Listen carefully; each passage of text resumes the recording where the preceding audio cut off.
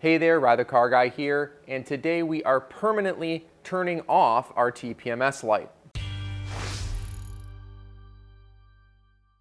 So recently my TPMS light turned back on in my Xterra, and dash lights drive me nuts, so I have to turn it off. I tried the reset, which I have a video for that, of course. You want to try that first before taking this measure. And this time the reset did not work. So as you know, the Xterra is an 05. That is now what, 16 years old at least. If you talk about development, generally they come out the year before, 17-ish years old now. So likely the TPMS sensors are just bad now. Batteries ran out, they no longer work. So you know what? I'm not interested in getting the TPMS replaced. That's hundreds of dollars. I don't care. I can look at my tire and see if it's low. So our first inclination is to say, hey, can I just disable the system? And unfortunately, you can't really disable the system, but we can either disable the light or obstruct the actual light itself. So that's what we're going to do today. Now, I already have my instrument cluster out. If you need assistance with this, again, up in the upper right-hand corner of your screen, there'll be a suggested video where you'll see a 5 years younger me showing you how to take this out. But taking it out is half the battle. We now need to disassemble this and get to that light. Luckily, we don't have to go very deep. We really just have to get this top plastic layer off. And you could go a little bit further depending on how you're going to handle this project, and we'll talk about that in a minute. But really all we need to do is take these big black clips off and separate this white piece from the black piece. The black piece includes the sort of trim that goes around all of the dials, as well as the clear plastic shell. This trip dial will come with it, so just be careful. It'll pop out and you don't want this to fall out and lose it somewhere. These clips are really, really tight. So I just have a little kind of hook here, but you can use your fingers. Generally, you just don't want to, just don't hurt yourself. But just get one popped up and get it to stay up, and then you just want to sort of apply some pressure and start grabbing the other ones. That, grab this, that one wasn't even snapped in. There we go. There we go, perfect. So basically just get each one to pop off,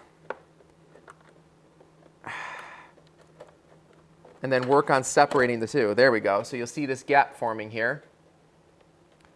Once you have that gap, flip it over and do the other side. There we go.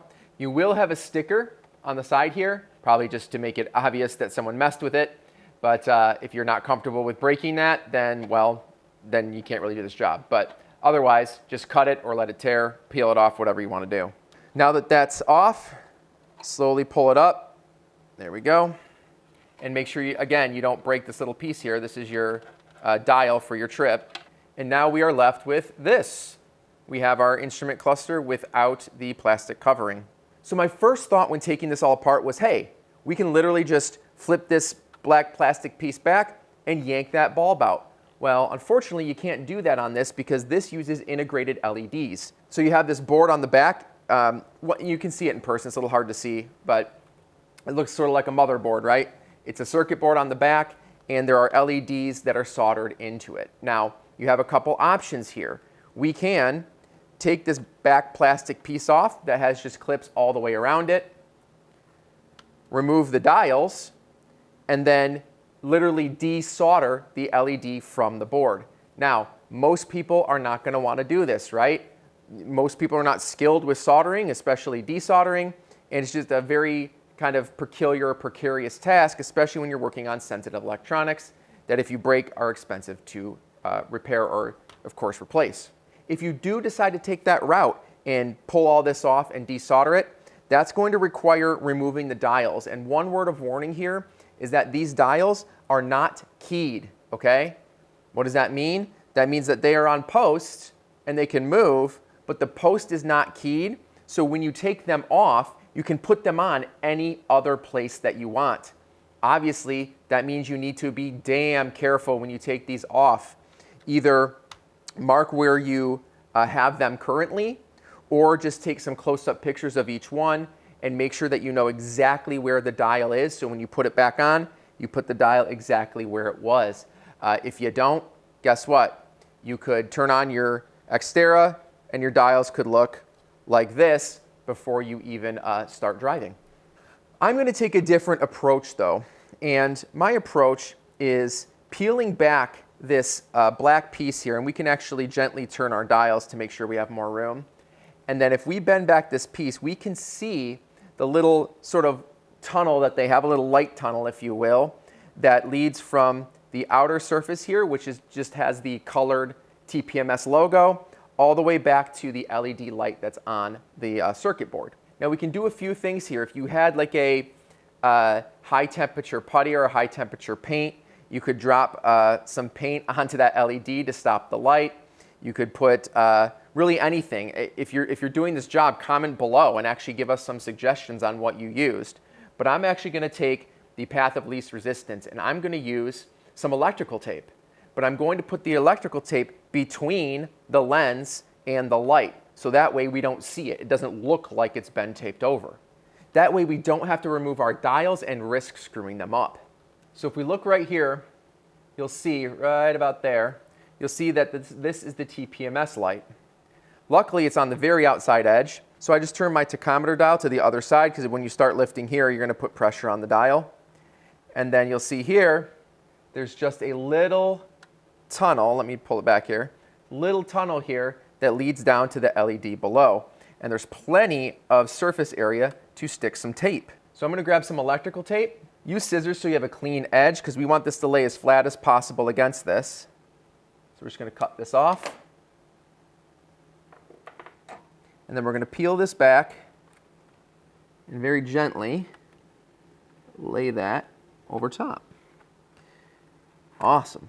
And the beauty of using electrical tape here is, of course, that it is opaque, right? It's not going to let any light through. So we have, in effect, disabled or turned off this light. Because it's sandwiched between the lens here and the light, it's going to have that nice clean look when we reassemble it, like nothing is out of the ordinary. Now at this point, we want to put our dials back to where they were, and we just want to sort of gently clean. As you can see, I kind of have some schmutz down here, and then the inside of this is a little dusty and whatnot. So I'm going to use some compressed air and just use this opportunity to clean this up a little bit. But other than that, we just need to take this when we're done, snap it back into place, again being careful of this little dial here, and then we reinstall it into the vehicle.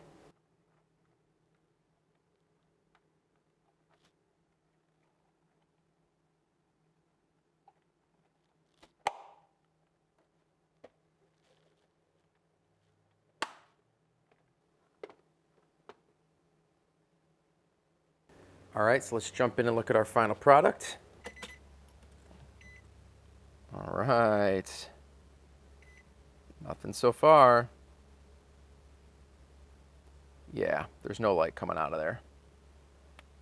I'm going to start it up just to be sure.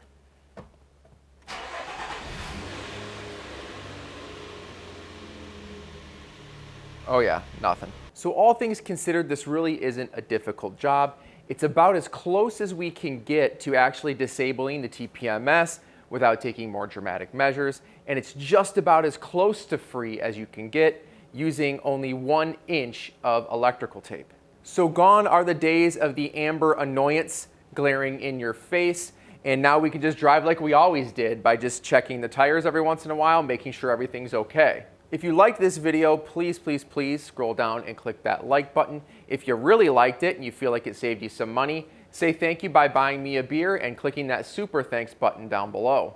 And remember, comment down below. If you didn't use electrical tape, you used something else, let us know what you used. I'm curious what we can come up with. Other than that, make sure you subscribe for more content like this, and we'll see you in the next one.